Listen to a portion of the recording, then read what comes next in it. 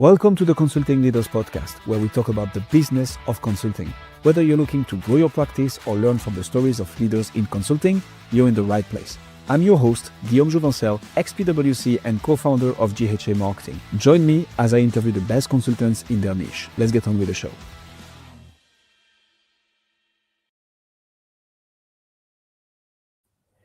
Sarah, welcome to Consulting Leaders. Happy to have you. Thank you very much. Thank you for having me. Let's do this with high levels of caffeine in the blood system. Yes. Let's start with the beginning. What's pulled you into health, safety, and well-being at work, and what kept you in it for 2 decades? So it wasn't a direct trajectory into it. I was actually a chef back in Australia, and then I moved over from Sydney to London in 2002. Was working with the government, and then I happened to speak to a recruiter who had put me in that job, and I was working 80-hour weeks and was burning out. And she said, "Do you fancy being somewhere else?" And I said, "I think I might like that." And she said, "I've got an interview I'd like you to attend." I went, "Okay, what's it for?" And she said, "Health and safety." And I went, "I'm really sorry, Anya. It sounded Exciting. It sounded like you just said health and safety.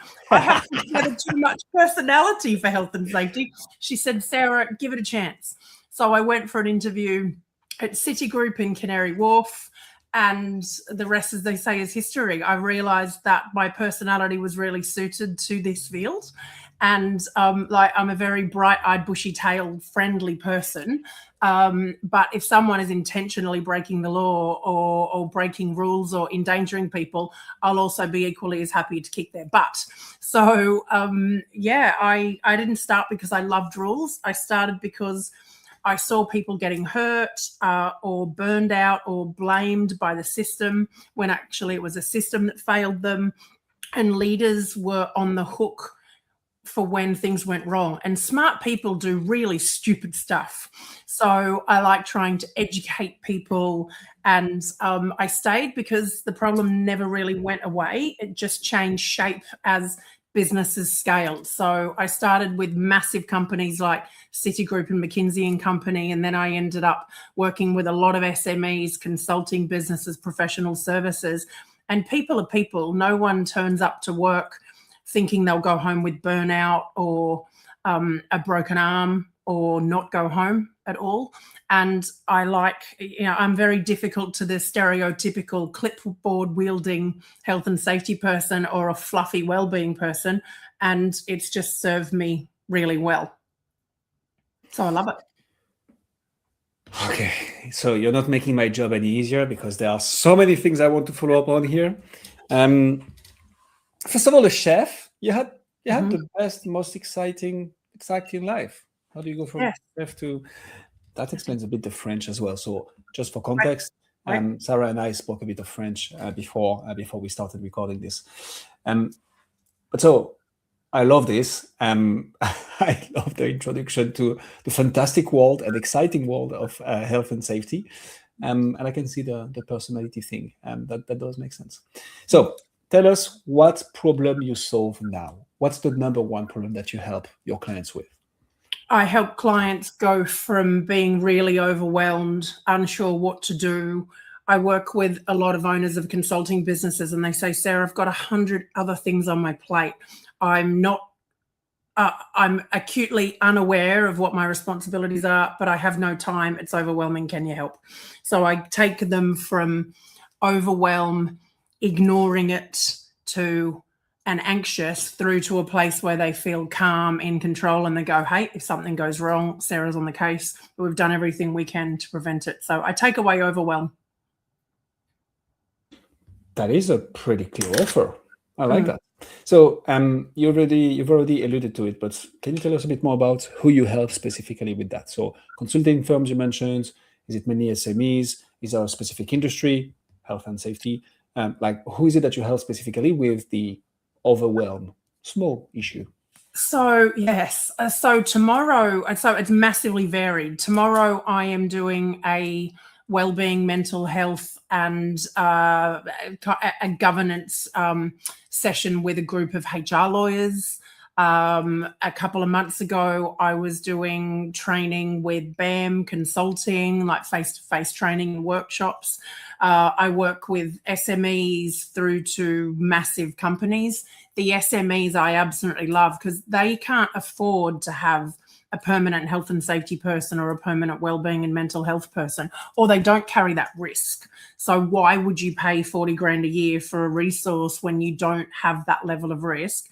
And I show people what they need to know, and I coach and I guide them through, regardless of what their size is. People who are responsible for other people can feel really weighed down with the responsibility of that. So whether it's a HR director in like BT or OpenReach, where I was for a couple of years, or whether it is a director of a business that has 5 people, and I'm industry agnostic. Apart from petrochemicals, I've done pretty much almost every industry you can think of, and risk is risk and people are people. So it's about connecting with that person, working out what's keeping them up at night, talking to them. I ask a lot of questions. I really listen. And then I go and I find out where their gaps are and I help them plug their gaps. It's so funny. So I didn't know anything about health and safety. That sounds bad as an industry, let's say.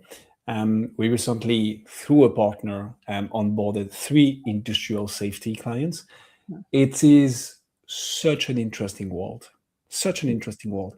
From the very value of the service. Like you're paying me because you're taking a bet on something bad might happen. It's a bit like insurance, but different. And it's like, help us figure it out here. Obviously, there are regulations as well that you need to take into account. But it is a very interesting niche, and with much more colorful people than you would think, in a sense of spirituality and personality. So, love that. How do you market? How do you brand? How do you get in front of those small business owners, consulting firms, any industry except for petrochemicals, which is interesting? So I have a really multi-pronged approach. I do outreach on LinkedIn. A lot of my business, probably 15 years I've been running this business, I would say 50% of people have found me through LinkedIn. They've seen one of my videos or they've seen something I posted and went, oh, she's health and safety and not a jerk. I need health and safety now. I might contact her. And 50% has been through word of mouth, or someone's seen me speak at a health and safety conference, or they've seen me do a wellbeing and mental health talk for a client and they approach me and go, hey, can I have a conversation with you? I do a little bit of advertising, which after 14 and a half years of running the business, I finally started doing a bit of an advertising campaign about 3 months ago.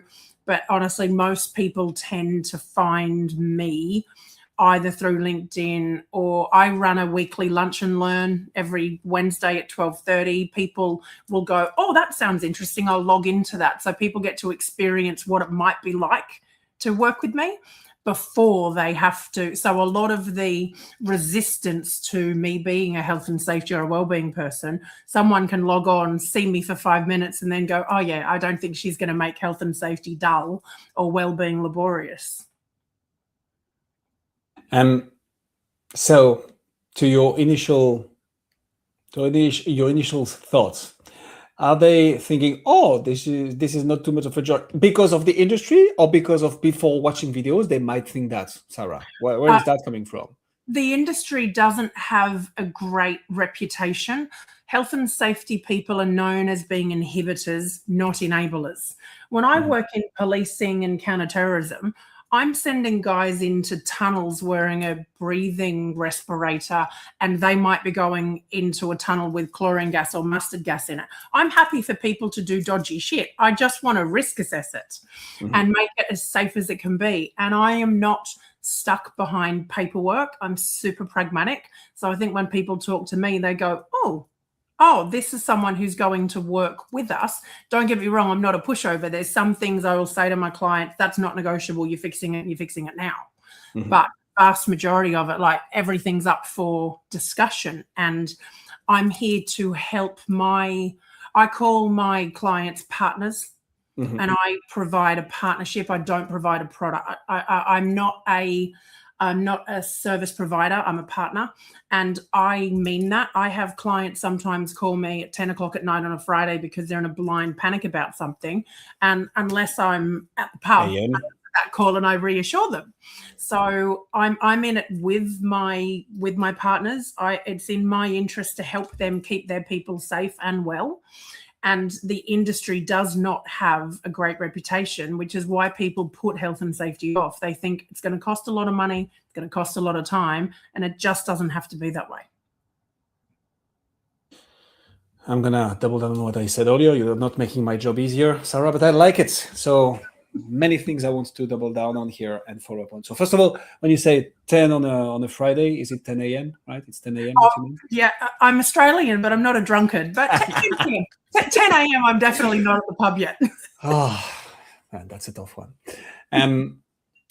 So explain me a bit more how you make it work on LinkedIn as a consultant in an industry where, I'm going to say the terms, I hope you're not going to hate me for that, but for an industry that at first doesn't look sexy as a business owner to take care of. Let's put it that way.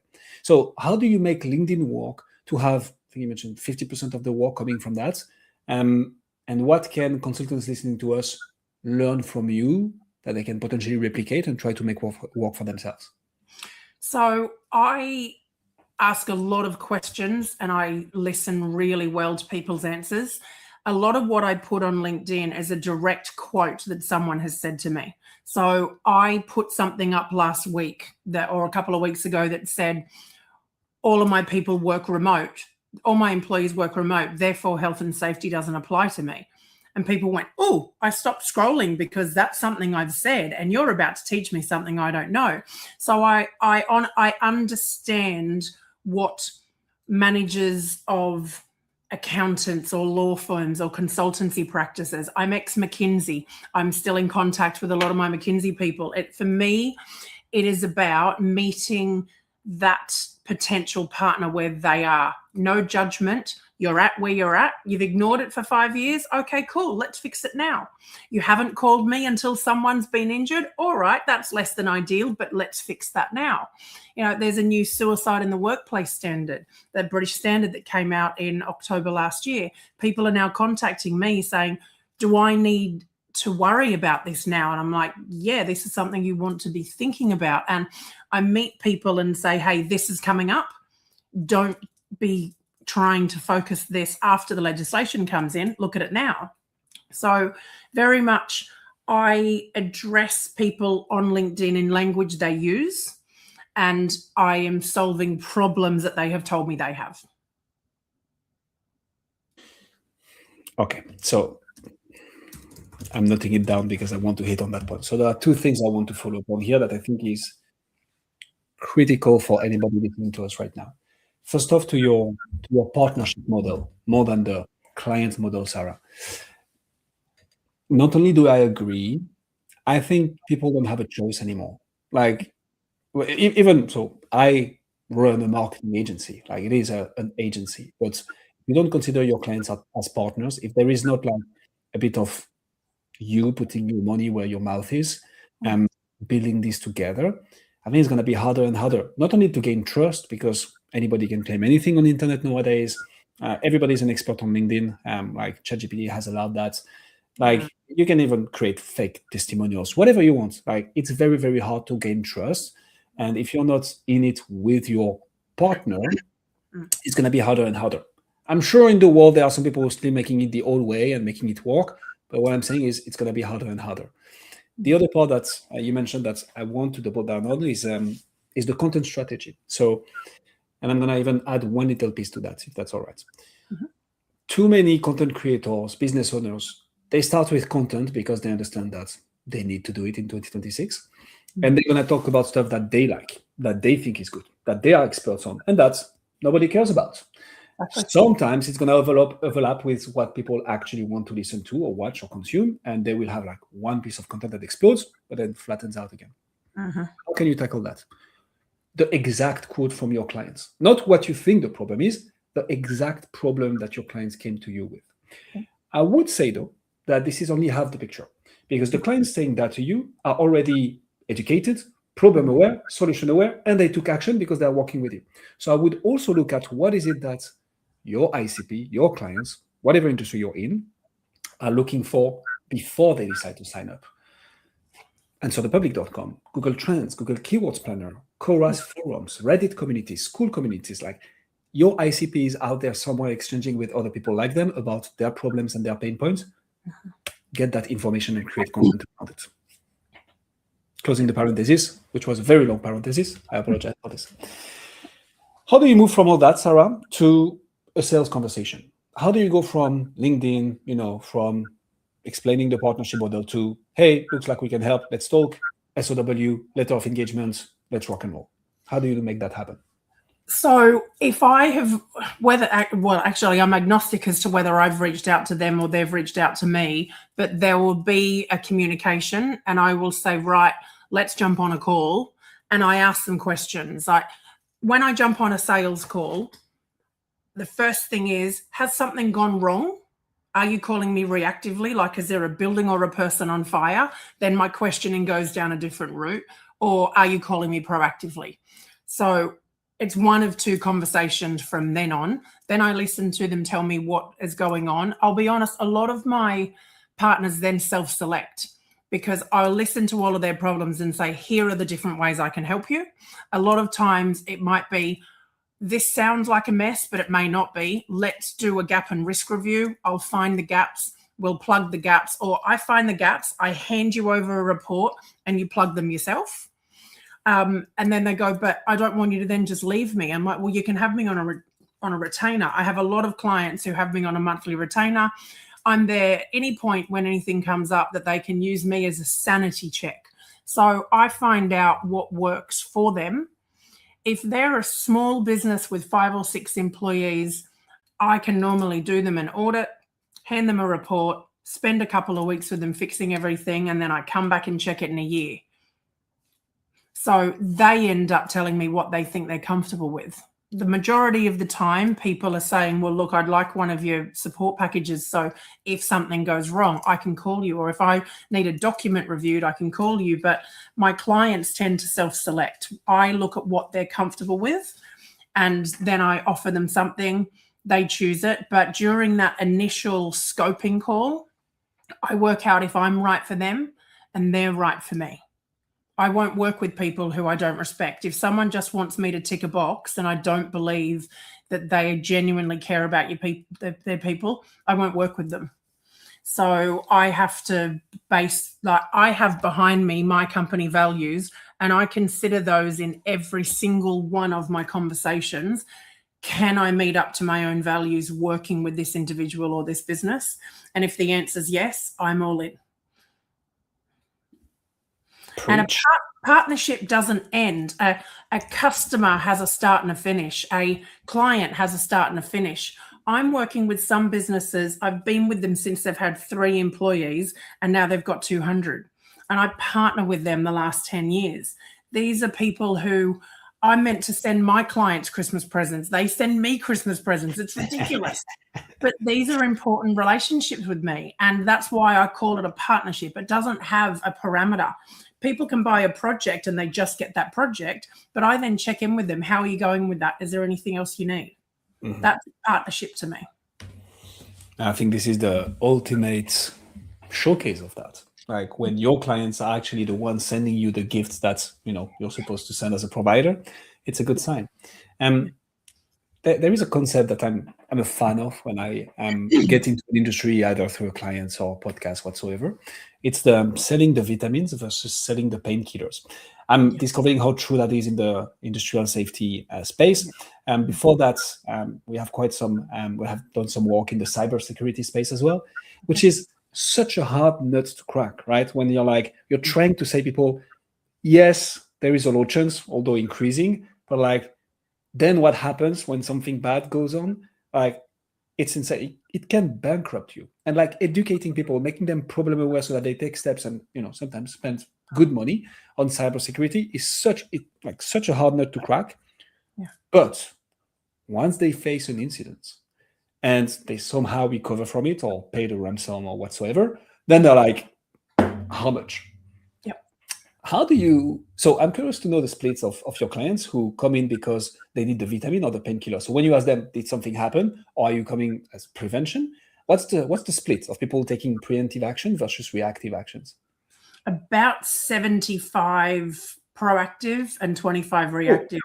Yeah, it's actually, and that's, I spend a lot of time.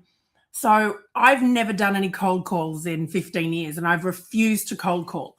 And my investor said to me, I need you to do cold calls. And I was like, I'm not cold calling. So I got someone to do cold calls, and it's 600 cold calls. What we worked out was you cannot cold call health and safety because my ICP, these smaller businesses don't know they need it, and you can't convince them in a 28-second script they need it. So I focus a lot of my content around awareness building. Here's some stuff you don't know that you need to know. And I focus on awareness, and then I go into the authority pillar and go, here's all of the stuff I know. Here's what I've done to fix this for a client, a partner like you before. And then they go, oh, this is someone I can trust. They've seen it before. I do very little sales. I do a lot of awareness. I do authority, and I talk about the relationship. And that, by the time people have got to that, they then go, I need this now before something goes wrong. I dangle a carrot rather than beat them with the stick.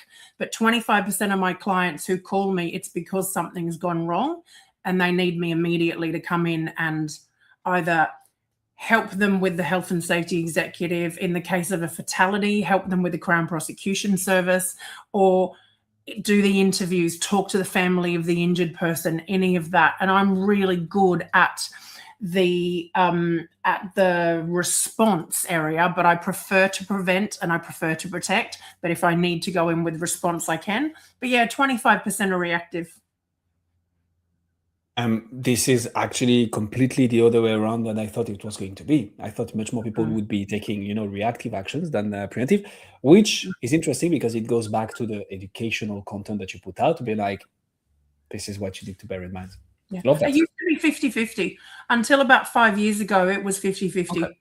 And I've changed the way I speak to people. It's no longer, I don't go death and damnation. Like, there's not much running a business that can send you to prison unless you have financially defrauded the company. You can go to prison. But if you kill someone, and that could be a smart person doing something stupid that you end up going to jail for because you don't have a health and safety policy, you didn't train the person, there's no risk assessments. This reverse burden of proof in health and safety catches business owners out. And it makes them suddenly go, oh, so I'm expecting smart people to do smart things. Yeah, but smart people do stupid stuff all the time. And someone will kill themselves for it, and that can send you to prison if there is a major failure. I do less of that communication now and more of here's what you need to know. Here is how to look after your people. Here is how to train your managers to recognize when their staff are stressed or recognize when they are about to burn out. Wellbeing impacts health and health impacts safety. This is a real virtuous circle, and all of that contributes to the bottom line success of a business. Health and safety and wellbeing are profit centers, not cost centers, when you do them properly. I like that. Not that people may die, but more the way you position it. Yeah. Tell me the secret of retaining a partner for 10 years and so that they can send you gifts for Christmas, Sarah. How do you... I was a bit shocked at Christmas. I was like, I'm pretty sure I'm meant to be sending you the presents. Well, no, I mean, it can be an end story, an all story. Yes. But how do you make that happen? Trust, relationships. When I ask my clients for feedback, I'm like, why do you continue working with me? And they're like, I trust you. It comes down to trust. I know that if I do something stupid, I can pick up the phone and you'll give me pragmatic guidance, not judgment. I'm like, I might call you a dumbass for what you've done, but after I've called you a dumbass, I will help you fix the problem.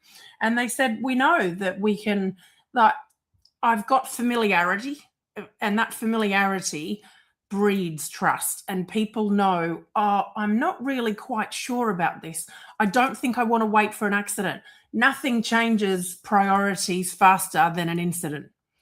And I'd rather help before that. The cost isn't the work you do now, it's the mess you deal with later.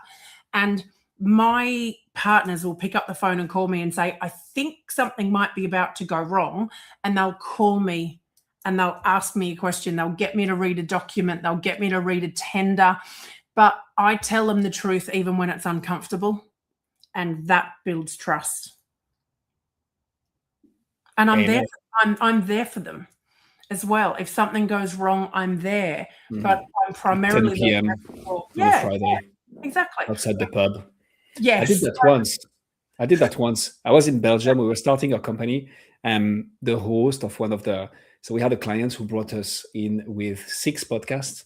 And the host of one of them was like having troubles connecting to the platforms and so on. I was literally out with the boys drinking. It was a Friday evening. And she was like, can we call?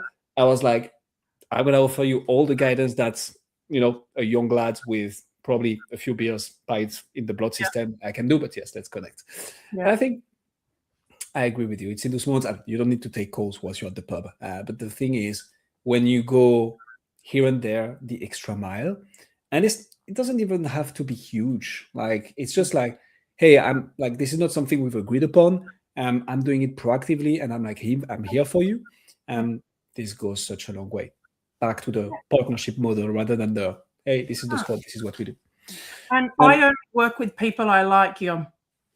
So would you work with me, Sarah? In a heartbeat, yes. Yes! In a heartbeat.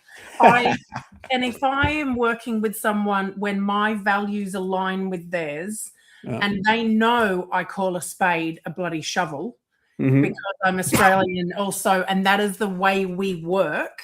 I get away with saying a lot of stuff that British people probably wouldn't get away with by virtue of being Aussie. But that comfort, the peace of mind people have, my partners say to me, well, what I like is I can call you, you'll reassure me. But if something is wrong, you will go, no, fix it now. Get it now. I'll come in and see you tomorrow. Let's get on a call at 7 o'clock tonight, whatever it is. I like these people. I will give people I like discretionary effort. I learned a few years ago to say no to working with people I don't like. Money is not worth it. Money is not one of those values on my wall behind me.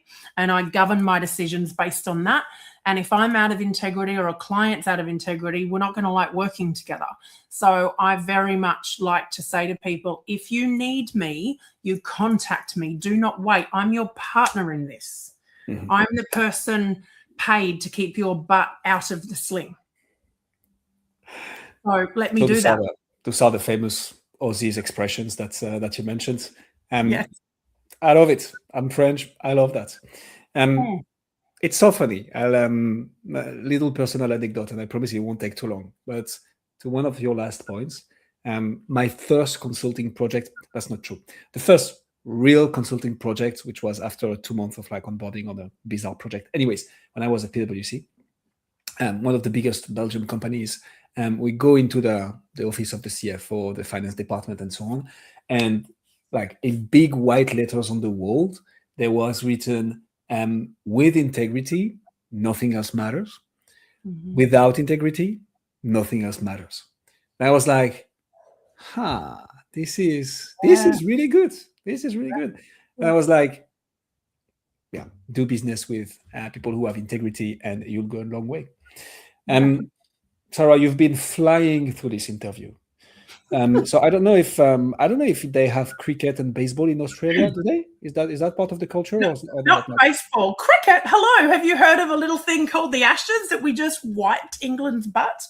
I haven't, because one of the best cricket nations on the planet. Really? Yeah, baseball. We play pretty much everything, but baseball is nowhere near as big as rugby union and swimming and tennis and. Yeah, but cricket's a massive thing in Australia. Yep. So if I say I'm going to send you a curveball, you're going to get the idea. Cool. Yes.